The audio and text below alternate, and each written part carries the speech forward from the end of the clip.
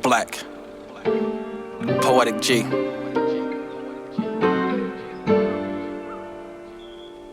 Beautiful love, always. Good evening, ladies and gents. I'm King George. I'm the owner of T.Y.I Productions. I am the curator of Black 31 magazine. I am here with another special brother from the community. This brother right here is involved in public speaking and just really teaching brothers life lessons of not being victims as black men and just standing strong as black men. So can we give it up for brother Ricky Wilson? Let's go.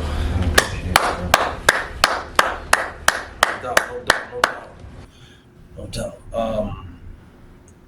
Most importantly, right? Let the people know who is Ricky Wilson. I'm just a normal, brother from the community. I got a little bit of a story, you know what I mean? I never was into I always was shy. I never was into speaking publicly, anything like that. And what kind of got me into it was, I think I don't know, I started to wake up a little bit, really getting into politics and stuff like that. And when I started,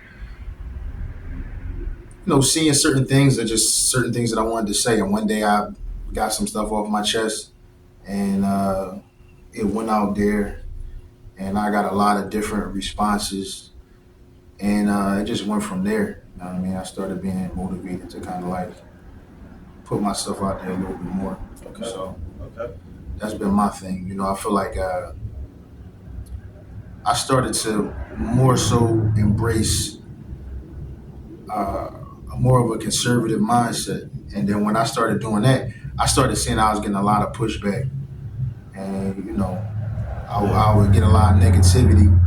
But, when you look into the psychology of it and the things that we taught growing up versus, the things that you learn, especially when you start getting older, when you have kids, you start to see the world in a different way. So I kind of started to go in more of a different route than with that, as far as my mentality, than I guess the average black person or black man, however you want to put it. But I started to get more into that, and then it just interests me how people react to it. So that just motivated me to just start doing it more for real. Yeah, absolutely. And what does it mean for black men to staying tall in this time right now? For me, I feel like the messaging is off. You know what I mean? I feel like it's kind of we've been, on one hand we told one thing, and another hand we told another. I remember growing up, they used to say you could be whatever you want to be. You know what I mean? You put your mind to it, you can do that. And then on the other hand, we told that we black, so we got all this stuff against us, and we're not gonna be able to do this, and and I mean, it's truth to it in some degrees, but I look at it in 2024, I feel like we have all the opportunity. And for me, I look at it this is what I did. I audited myself, right? Because my whole life I've been taught that, everything is, I've been taught to see the world through the lens of race and how I'm being held back by racism and all that kind of stuff. But when I sat back and audited myself and I really thought about my life and what I did, didn't do, should have did, where I fell short, successes, failures, all that was me. It was all me. It was choices and decisions. And I think that's one of the things that you don't hear a lot of people with big platforms, or the people that are in the media. When they speak to us, it's they don't speak to us about accountability. I feel like choices and decisions is what equal your outcome. You know what I mean? So when I started to look around, even the way I started parenting and things I started telling my children, I stopped with all that. You know, they trying to hold you back. I tell them the only person that can hold you back is you. You gotta get out here and do it. So, but you get a lot of pushback with that. You know what I'm saying? You get a lot of pushback. Absolutely. Absolutely, absolutely. And like, why do you feel you get a lot of pushback from them? I feel like it's a mentality thing. It's something that we've been taught really our whole lives from from childhood. It's like it's almost like we have to think a certain way. We gotta vote a certain way. We gotta act a certain way as black people in America. It's kind of like how can I say it, man? All right, when I sit down and I watch, it could be anybody. Let's say somebody that's like very pro-black in the mainstream media. Whether you're talking about a Roland Martin, if you're talking about D.L. Hughley, you're talking about one of these mainstream people who you know make it their mission to talk about black issues. Yeah. That's all they talk about is what's racist, what's white supremacy, but they never talk about the type of issues that we deal with on the ground every day. Like, for instance, let's just say, for instance, like the prison system, right? Yeah. Prison system has its problems, needs to be, and it can use some work and be reformed. But like I'll hear somebody talk about how many people or how many black men are in prison. Yeah. But we never talk about the fact that black men like you and I, we grow up in a culture, or at least what gets labeled black culture, that says that it's cool to kill. You know what I'm saying? Getting high is fun. You know what I'm saying? Like we grow up in a culture of a lot of negativity, you know what I'm saying? And then we act surprised that these things are happening, or we point the finger in other places. And that's not to say that it don't come from here or there, but I feel like we can't fix anything outside of us until we fix what's going on, like right here. That's how I feel. You know what I mean? I look at it like when you this is the way I try to put it because I always had debates all the time. But I look at it like I was talking to my old head, and he kept saying, "Well, you keep talking about black people. What do white people do wrong?" And I'm saying, I'm not talking about them. It's like if you in a house with your wife and your kids, you raising a household. If your children doing the wrong thing, you're not going to come to your children and tell them about what they're doing down the street, across the street, outside the house. You got to focus on them. Even if you want to change what's going on in the neighborhood, you got to focus on what's going on in your house first. Exactly. So I feel like that's one of the things that we have to address is like, I never hear anybody say that when we talk about black issues. It's always, well, we came from slavery and this person keeping us down and this person doing that, but we don't talk about what we do to ourselves. I feel like, and I'm not to be like, not trying to be hypocritical, because I listen to music and all that. Okay. But and my 11-year-old son, and he listened to it. But my daughter's 20. But their whole lives, I will always tell her growing up, like, you see all this stuff on social media, the stuff you hear in the music, none of that's real. It's like a movie. It's fake.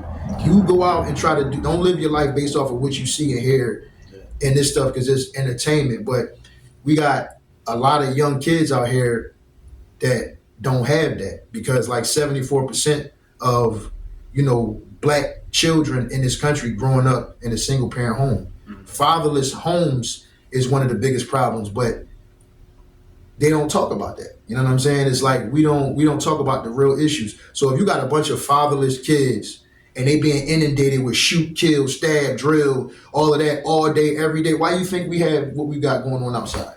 It ain't because of nobody else. It's because of us. You know what I'm saying? So it's like, I'm not to just demonize the music, but it's real though. It's like we'll get upset at one thing, but won't get upset with another. You know what I'm saying? It's like we don't call out anything on ourselves. You know what I'm saying? I don't know if I'm talking too much. Oh no, you good. But I look at like one of the people I never forget, the names I never forget is Tamir Rice, right? We all know who Tamir Rice is. Absolutely. Right? And I was so angry and upset when I saw what happened to him. And there was a lot of outrage behind it, and rightly so. Yeah. But then it's a name that I, just like Tamir Rice, that I won't never forget. It's a kid named Tayshawn Lee. Tayshawn Lee is from Chicago. He was 9 years old. And I guess he had an older brother that was like kind of like in the streets. And for whatever reason, his brother was in the wind. Whoever he had issues with, he couldn't be found. So you got 4 black men lure a 9-year-old boy out the playground into an alley and execute him. Now, if that was 4 white guys, that would have been all over the news. Everybody would have been marching. But because they was black, and I mean they found them, arrested them, and all of that. But I'm just saying, like, even with that being said, that's not worth examining. We're not going to take a step back and say, damn, what would make 4 black men think it's okay to lure a baby into an alley and execute him like he a dog? Okay. You know what I'm saying? So I feel like those, like when we start addressing those type things, we can start making changes. When we start addressing, you know, probably the most detrimental thing is children being raised without fathers. Or even like the diminishing of the role of the father. We act like, in some segments of society, they act like the father is not even important. Exactly. So, you know, that's kind of like where I'm coming from. I'm just tired of coming from the point of the victim and what they did to us, and we got to fix what we doing to ourselves, I think. And I think when you start talking like that, people, I don't think people really like it, man. I feel you, man. I feel you, but you know what, man? You gotta speak the truth, man. I love it, man. That's the greatest thing about being in the community, man. Our people need to hear the truth now, man. There's too many lies. Yeah. That have been told for so many years, like traditional lies. I say people pass down, and it's time now that for our people to hear the truth. Yeah, you know for sure. So, and that's kind of like my goal. And at first, like I said, I never really been into talking or anything like that, but I don't hear nobody else saying it. So, you know, once I got comfortable with it, even names where I've been called Uncle Ruck, son of Uncle Ruckus, Uncle Tom, all kind of stuff. And it's actually a movie I encourage people to watch. It's actually called Uncle Tom. And it's kind of deep. And it talks about, like you said, like traditional lies, passed down lies. Yeah. You know what I'm saying? And like, kind of like that victim mindset that been passed down to us. Because I feel like when you constantly have somebody telling you that you're oppressed and you victimized, and it's not, we don't live in a perfect world, we never will. But I mean, to me, I feel like it's an insult for me to even pretend that I'm going through what, you know, our fathers and grandfathers and beyond went through. We don't live in the 1960s. We don't live in the 30s. You know what I'm saying? And it's like, I think like when people like even try to pretend or compare, it's like, to me, it's an insult. You know what I mean? I feel like it's people out here in the media, they kind of like inundate us with this stuff. You know what I mean? I was watching Bill Maher, and I don't know if you're familiar with Bakari Sellers, you know, CNN, right? So he was a guest on Bill Maher, him and Ben Shapiro, and they were having a back and forth. And Ben Shapiro asked him, he said, so you think systemic racism is worse now than it was during Jim Crow? The last thing I expected him to say was yes, but that's what he said.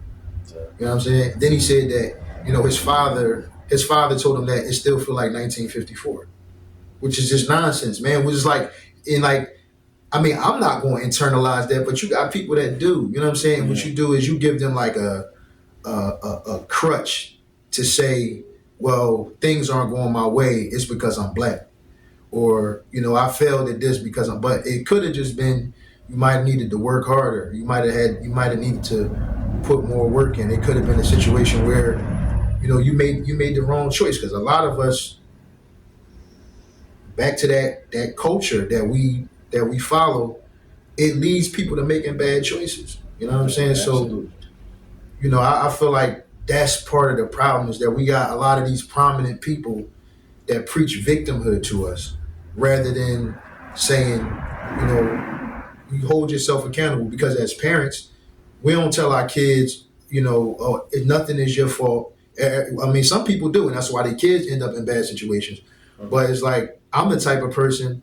If the teacher calls the house, I'm not going. I'm not going with the whole my teacher don't like me and I didn't do nothing. You know what I'm saying? It's like no, you did something. You know what I mean? You got to be accountable for what you did. Because if I keep doing that to them, you know, that's what happens. Like we grow up, then we don't have any sense of accountability because we've been told that everything is somebody else's fault. You in this situation because of this, when really you in a situation because you made bad choices, bad decisions, and even as parents, sometimes some of us are in certain situations because our parents made bad decisions. Yeah. And so that put us in certain situations where when they was raising us, they did certain things the wrong way, so that affected us. But still, at a certain point, as an adult, you gotta get up and make something happen for yourself. Because even if it is your parents' fault, you get up to you 25, 30, 35, 40 years old. After a while, what happened when you was growing up don't matter. Do you want to do better or do you not? You know what I'm saying? That's how I look at it. I feel you. I feel you. I feel you. I feel you. I respect that. I respect that, man. Sometimes, man, the younger generation just need to hear it straight like that. Most importantly, right? Why is gun violence so serious right now in our communities between the youth? Because of the music. You know what I'm saying? The music and really just the fact that it's glorified. See, like, that's another dispute that I had, right? Like, people will say, I had a crazy argument with this girl one day. A friend of mine, she was just like, well, who you think bringing the guns and blah, blah, blah. I said, yo, that's to me, that's one of them myths, right? Because as black men or black people in general, we like, why can't we have guns? We should have guns. We should teach our children how to use a weapon, how to respect the weapon, and have respect for life. So it's not like you give black people guns and they just inherently kill each other. That don't make sense to me. It's not the gun, it's the person. So it's like if like how many people I got a license to carry, I got guns. I know plenty of people who got guns who never hurt nobody. So just having a gun doesn't cause you to kill people. You know what I'm saying? It's your mentality. It's your thought process. It's how much respect you have for life, or do you have fear of God? You know what I mean? That's one of the things that a lot of the kids today is lacking. They don't have no fear of God. You know what I mean? So, but I really think it's the music. It go back to that, not just the music, but like again, you got a kid. He listening to drill music. You know what I mean? And then not only do he like the music, but he know the whole story behind it, right? When they talking about this person got killed, that person got killed, he know the story behind it. He on YouTube, he reading the comments. They know that this person killed that person. It's now these people that's dying in real life, but it's entertainment to people for real. Yeah. So we desensitized to it for one, and then we inundated with this idea that it's cool, and then we celebrate and uplift the people. Like at the end of the day, I don't want to shit on the dead, but I'm just saying, if you look at somebody like King Von, for example, right? He killed more black people than George Zimmerman and Derek Chauvin and the cops that killed Breonna Taylor. But he got a mural in Chicago and we celebrate him. But he was known for killing black people. Like and so we hate that person for killing a black man. But we celebrate this person. We listen to his music where they brag about killing. And today, it's not even like hypothetical. Like when we was growing up, these is real people they naming in these songs. So it's like, you know what I mean? So it's like when we so desensitized that we can listen to a song and sing the lyrics knowing that this is an actual person that really was murdered and not think twice about it. You know what I mean? You can't be wondering like, well, why is all this happening? We say, man, put the guns down, but then we celebrate the people that say use the guns. So how do that? It's like mixed messaging. And then them same little kids that's listening to that, again, it's too many of them. They ain't got no father in their life. They don't have no male figure to say to them. Because look, you could go in the gym and throw on the craziest, wildest, violent song or whatever, and you working out to it, but you're not being affected by it mentally. You know what I mean, maybe because you're an adult, or maybe it's because you've been raised the right way. Because I'm not going to just say it's the music, because you got a kid right now somewhere in a college dorm listening to that same music doing his work. So it's not just the music, but it's the combination of what you see outside your door, a lack of parenting, a lack of, a lot of times, a father figure, and then the music telling you that everything that's bad is good. Where the music don't say do your homework and study, you know what I'm saying? Try to go to college, you know what I mean? So it's like, and then you got, the people who do that stuff. I mean, like, they don't even get the same like recognition, I feel like. So, I'm not just going to blame the music, but I would say that it's a part of it, and that rarely ever gets talked about. It's like, oh, that's the culture, the culture, the culture, the culture. But then, like, the reason why I think we did so well decades ago, even fresh out of slavery, black people was getting educated, having businesses. I mean, the rate. I was just looking at something the other day. Like in the 1930s, 85% of black kids had two parents in the house. Everybody had their mom and dad. I was listening to Larry Elder. He said when I used to go to school, open house and all that, everybody's parents was there. Everybody.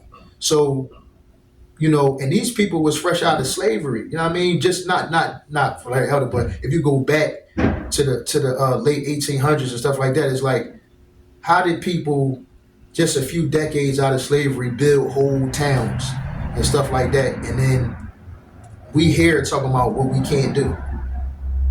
It's like, what I mean, it's cultural. You know what I mean? At that time, you didn't hear of black men killing each other, but it wasn't a popular thing. It's popular today. It's popular for us to kill each other. It's looked at as just a normal thing. That's why if a police officer or a white guy kill a black man, it's a big thing. But black men kill each other out here every single day.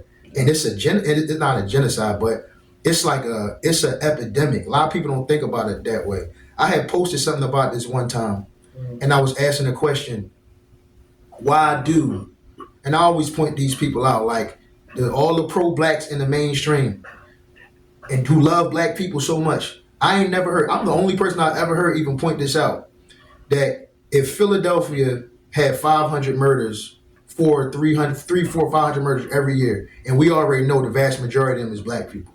And then you got the same thing in Chicago, the same thing in Detroit, same thing in Memphis, same thing in Houston. You add that up, that's thousands of people, and this is every year. So in a 10-year period, how many people is that just in this country? Black people in urban cities dying, and nobody talks about that. We burned down cities. You know what I'm saying? When George Floyd died, and hundreds of black people get killed in cities all across America every year. So we dying by the thousands, and nobody even mentions it, which is crazy because it's so normalized. It's just normal. It's and it shouldn't be that way. I remember Wallow said that one time, like he was somewhere and somebody, he was like, "Yo, you never seen nobody get killed? You never heard nobody get killed? You ain't know nobody that got killed?" And the person was like, "No," but to him it was normal. You know what I mean? So that's pretty much what it is. And I don't really know what the excuse is, because it's like, you're supposed to learn from history. If our fathers and uncles and old heads for decades, or people that came before us, we got decades of proof that street shit don't work. Okay. You know what I mean? One of the reasons why we got fatherless homes. If people been dying and going to jail for decades and decades and decades, why are we still doing the same shit when we already know what the outcomes are? Yeah. You know what I mean? So somebody got to point that out, rather than just saying, well, we were slaves. It don't got nothing to do with what's going on today. Yeah. You know what I'm saying? Absolutely, man. Oh, I respect it so much. So many gems, and last but not least, right? Final question. What advice do you have for young brothers growing up, striving? What do they need to do to be successful? What do they need to do to, most importantly, stay out of the street life and be the best man that they can be possible? I mean, I ain't no expert on it, but I would say, like, if I could speak from my own experience, I was a kid who, um, I mean, I had some unfortunate circumstances, right? Like, uh, my mother passed away when I was a baby. I was like one. I was 6 years old. My father is crazy. He never let me play with toy guns. Either. He was a sheriff. But one day, and I don't know what he was going through. It took me a long time till I was grown to even forgive him. But one day, he just came home from work, went down in the basement, and shot himself. You know what I'm saying? So I grew up without a father too, and being raised by my grandmom and aunts and other family members. Like I had male figures in my life too, but I think that culture got me because even though I know I came from a good family, um, I thought it was so cool to be a street nigga.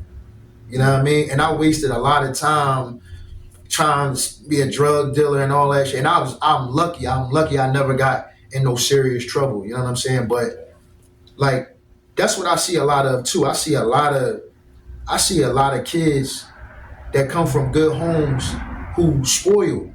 They electric ain't about to get cut off. Mom got a good job buying them. They got all expensive sneaks and all this stuff, and they still out there. And they don't need to be because it's glorified. You know what I mean? If I had any advice, I would say, man, number one thing is be yourself. All this, none of this out here is even like I said, we got. I mean, you could look. You know what I'm saying at the history. I mean, it don't really work out for nobody. So being yourself, being your own person, and maybe finding somebody, even if you don't have a male in your life personally, it's so many other people that we can examine and look at their lives. Like one of the people I never knew, and he don't get no respect in the black community because he's a Republican, but Ben Carson, right? Ben Carson was raised in the projects. I went to the African American Smithsonian in D.C. and they had got a whole exhibit about Ben Carson. He lived in the projects. He came from nothing. This man ended up being the first. First of all, he's a world-renowned neurosurgeon. He's a brain surgeon. He ended up being the first surgeon to separate conjoined twins. This was in like 1987. This is a remarkable person, but he don't get celebrated in the black community. So we need to start looking up to people like that. We got so many black businessmen, millionaires, billionaires, moguls. You know what I'm saying? Who came from the same places that we came from and achieved a whole lot more. One of the things that a lot of them did is they placed more value in education. We don't do that. We don't value education. So go to school, get your education. I know that sounds cliche, but it's really something that you should do. You know what I'm saying? If you're not like a book person, start learning how to work with your hands. Like one thing about trades, once you master a trade, you can start your own business. You can be an entrepreneur. You know what I mean? And like people don't tell us that. And another thing people don't tell us is like our generation was you got to go to college. I'm not the parent that's gonna say you have to go to college because I know college is not for somebody, but you have to do something and you gotta be productive and you have to do something that's gonna add value to you because that's not hard to do. If you learn how to build, listen, you learn how to build something. If you learn how to wire something, you learn how to do plumbing. You will never be broke. This is one of the things that I was saying like if I could go back, right? Because a lot of these young dudes they be together all day every day not doing shit. Yeah. But goddamn, what could y'all do if one of y'all went to school to be a plumber, one of y'all went to school to be an electrician, one of y'all went to school to learn carpentry, one of y'all went to school to learn HVAC, and y'all all have these skills. Y'all could build houses from the ground up. Y'all, by the time y'all 35 years old, y'all be possibly millionaires. You know what I mean? Exactly. You could start a firm. Y'all building houses, something. And it's like that's the type of stuff that I feel like we got to do. We got to get away from just glorifying that street shit. At the end of the day, the music is we got to recognize it as entertainment. But if I had to give somebody some advice, and look, figure out what's for you. Either try to go to school for something. A lot of people go to school for stuff that's not going to get you nowhere too. So try to go to school for something that's going, give you some real value out here in the world, or get yourself a trade. You know what I'm saying, and start looking into people outside of just rappers and athletes to look up to. You know what I mean? And they don't even have to be black, but if you wanted somebody to look like, there's plenty of them out here. Somebody to look like you that made it in business or in the medical world, or you know what I'm saying? Just something, because there's so many successful black people, and it's like, why all our kids look up to is rappers and gangsters and athletes. That's it, nothing else. So it's like, if that's all you can see yourself as, and it, the slots for those things is, you know what I mean, is only a few of them. There's only so many NBA players, only so many successful rappers.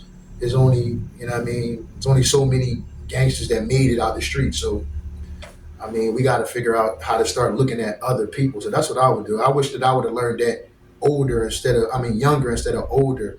Like the people that I look up to and admire now, I wish I'd have looked up to them when I was young, and that would have changed my whole life. That's heavy. That's heavy. That's heavy, man. That's heavy, man. That was heavy gems from brother Ricky Wilson. And let the people know, where can they find you at social media? At Panamania_Ricky on Instagram. And that's pretty much my handle on everything, on TikTok, and I think Facebook too. So That's heavy, man. That's heavy. That's heavy. That's heavy. Listen, man, thank you so much for coming out. appreciate you. Most importantly, people, listen, go support Ricky Wilson. Go check the brother out.